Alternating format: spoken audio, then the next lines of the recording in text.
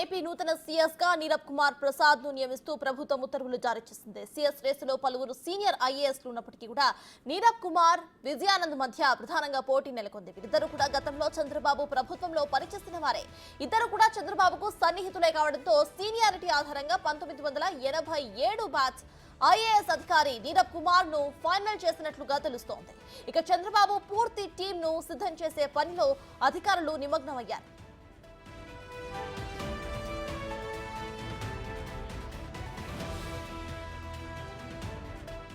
నీరబ్ కుమార్ 2014 నుంచి 2019 చంద్రబాబు ప్రభుత్వంలో పలు కీలక శాఖలకు ముఖ్య కార్యదర్శిగా పనిచేశారు.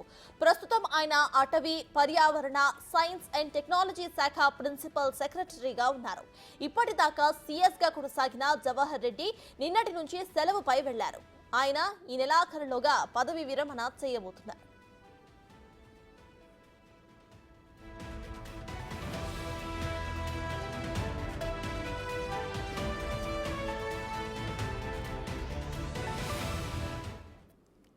విషయంపై పూర్తి డీటెయిల్స్ మా ప్రతినిధి శివ లైవ్ లో అందించడానికి సిద్ధంగా ఉన్నారు. శివ, చెప్పండి, ఇటు ఏపీ నూతన సీఎస్ గా నీరబ్ కుమార్ ప్రసాద్ ను నియమిస్తూ ప్రభుత్వం ఉత్తర్వులు జారీ చేసినట్టు తెలుస్తోంది. సో ప్రెసెంట్ అప్డేట్స్ ఏంటి? రైట్ సత్తాజ్, మొత్తం మీద చూసుకుంటే ఏపీ సీఎస్గా కూడా నీరబ్ కుమార్ని నియమిస్తూ కొద్దిసేపు క్రితమే ఆంధ్రప్రదేశ్ ప్రభుత్వం ఉత్తర్వులు జారీ చేసింది. 1987 బ్యాచ్కి సంబంధించిన నీరబ్ కుమార్ గతంలో చంద్రబాబు ప్రభుత్వ హయాంలో చాలా కీలకమైన పదవులు నిర్వహించిన పరిస్థితి కనిపించింది. అయితే ప్రధానంగా చూసుకుంటే అనేక శాఖలకు సంబంధించి ముఖ్య కార్యదర్శిగా నీరబ్ కుమార్ గతంలో పనిచేశారు. ప్రస్తుతం ఆయన అటవీ, పర్యావరణ, సైన్స్ అండ్ టెక్నాలజీకి ప్రిన్సిపల్ సెక్రటరీగా పనిచేస్తున్న పరిస్థితి కనిపిస్తూ ఉంది. అయితే ఈయన ప్రధానంగా చూసుకుంటే కూడా 87 బ్యాచ్కి సంబంధించిన అధికారి. ఈయన రానున్న 1-2 నెలల్లోనే రిటైర్మెంట్ అయ్యే అవకాశాలు కనిపిస్తూ ఉన్నాయి. కాకపోతే ఈయన గత కొంతకాలంగా గత ప్రభుత్వంలో ఇబ్బందులు పాలైన జాబితాలో మొదటి స్థానంలో ఉన్నట్లు కూడా టీడీపీ నేతలు గుర్తించారు. దీనిలో భాగంగానే ఆయన్ని సీఎస్గా నియమించాలని చెప్పి కూడా నిర్ణయం తీసుకున్నట్టు తెలుస్తూ ఉంది. అలాగే ఈయన సీఎస్ అయితే ఏ రకంగా వ్యవహరించాలనే దానికి సంబంధించి అన్ని శాఖలకు సంబంధించిన ఒక టీముని ఈయన సొంతంగా రెడీ చేసుకున్నట్టు తెలుస్తూ ఉంది. దానిలో భాగంగానే సీఎస్ని నీరబ్ కుమార్గా నియమిస్తూ ఆంధ్రప్రదేశ్ ప్రభుత్వం నిర్ణయం తీసుకుంది. మరికొద్ది సేపట్లోనే 11 గంటలకి సచివాలయంలో బ్లాక్ నెంబర్ 1లో సీఎస్ ఛాంబర్లో ఆయన బాధ్యతలు స్వీకరించబోతూ ఉన్నారు. వాస్తవానికి ముందుగా కూడా విజయానంద్ను అనుకున్న పరిస్థితి కనిపించింది. కానీ నీరబ్ కుమార్కి రిటైర్మెంట్ అవడానికి చాలా తక్కువ సమయం ఉన్న నేపథ్యంలో అతనికి ఒకసారి అవకాశం ఇచ్చి ఆ తర్వాత విజయానంద్కి ఇవ్వాలని చెప్పి కూడా చంద్రబాబు ఆలోచన చేసినట్టు తెలుస్తూ ఉంది.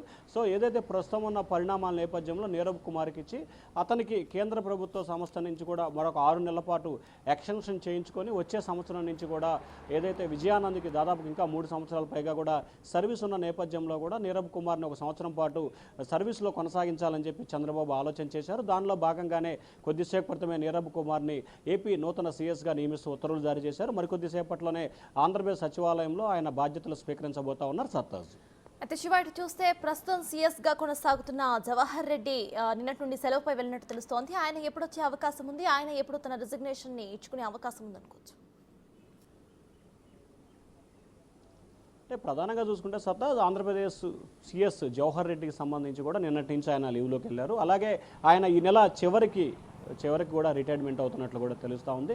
సో ఈ నెల చివరికి ఆయన రిటైర్మెంట్ అవుతున్న నేపథ్యంలో కూడా ఆయన ఈ నెల ఆఖరి వరకు కూడా లీవ్ పెట్టుకున్నట్టు తెలుస్తూ ఉంది. ఈ నెల 29వ తేదీ వరకు ఆయన మెడికల్ లీవ్పై కూడా వెళ్ళారు. 29వ తేదీన ఆయన తిరిగి విధుల్లో చేరతారు. 30వ తేదీన ఆయన రిటైర్మెంట్ అయ్యే అవకాశాలు అయితే కనిపిస్తున్నాయి. సో ఓవరాల్గా చూసుకుంటే ఆంధ్రప్రదేశ్ సీఎస్ జవహర్ రెడ్డి తీరుపై కూడా ప్రస్తుతం నూతనంగా ఏర్పడబోతున్న ప్రభుత్వం తీవ్రస్థాయిలో అసంతృప్తి, ఆగ్రహం వ్యక్తం చేసింది. విశాఖపట్నం కేంద్రంగా ఆయన చేసిన భూమాఫియా కానీ, ఎన్నికల సమయంలో ఆయన చేసిన వ్యవహార శైలి పట్ల కానీ, లేకపోతే పెన్షన్ల విషయంలో ఆయన చేసిన తీరుకు సంబంధించి కూడా చంద్రబాబు తీవ్రస్థాయిలో అసంతృప్తి, ఆగ్రహంతో ఉన్నారు.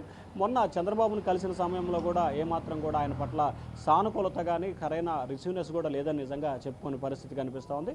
సో సీఎస్కి సంబంధించి ప్రస్తుతం లీవ్లో ఉన్న నేపథ్యంలో కొత్త సీఎస్గా నీరబ్ కుమార్ని నియమించారు. 29వ తేదీన జవహర్ రెడ్డి తిరిగి ఆయన ప్రభుత్వానికి బాధ్యతలు తీరుతారు. ఆ తర్వాత 30వ తేదీన రిటైర్మెంట్ అయ్యే అవకాశాలు అయితే కనిపిస్తూ ఉన్నాయి. సత్తాజ్, శివ, ఇందాక మీరు చెప్పినట్టు ఇటు సానుకూలత ప్రెసెంట్ జవహర్ రెడ్డికి లేదు కాబట్టి ఆయన మీద ఎటువంటి కేసులైనా లేకపోతే ఆయన మీద ఏమైనా విచారణ జరిగే అవకాశం ఉందనుకోవచ్చా? ప్రెసెంట్ దానిపైన టీడీపీ వర్గీయులు ఏమైనా అంటున్నారా?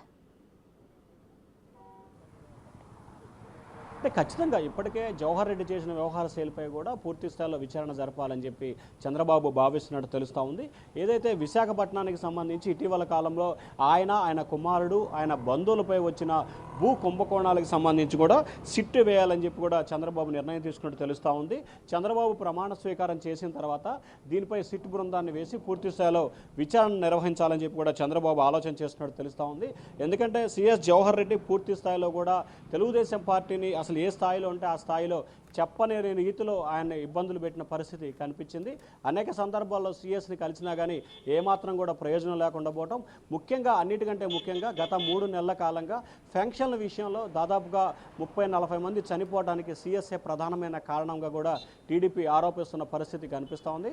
సో ఫెన్షన్ల విషయంలో కానీ, అలాగే ఎన్నికల ప్రక్రియ విషయంలో కానీ, అలాగే కొత్తగా అధికారులు నియమించిన విషయంలో కోడ్ సమయంలో విషయంలో కానీ వీటన్నిటిపై సమగ్రమైన దర్యాప్తు జరపాలని చెప్పి టీడీపీ శ్రేణులు అయితే డిమాండ్ చేస్తూ ఉన్నారు. మరి దీనిపై ఆ పార్టీ అధినేత చంద్రబాబు ఏ రకమైన నిర్ణయం తీసుకుంటారు అనే దానికి సంబంధించి అయితే వేచి చూడాలి. ఇక విశాఖపట్నం భూములకు సంబంధించి, మాఫియాకు సంబంధించి కూడా ఖచ్చితంగా ఏదైతే జవహర్ రెడ్డి ఆయన కుటుంబ సభ్యుల ఆరోపణలు ఎదుర్కొంటున్నారో ఆ ఆరోపణలకు సంబంధించి సిట్ కమిటీ వేసి సమగ్రమైన దర్యాప్తు జరిపి అతను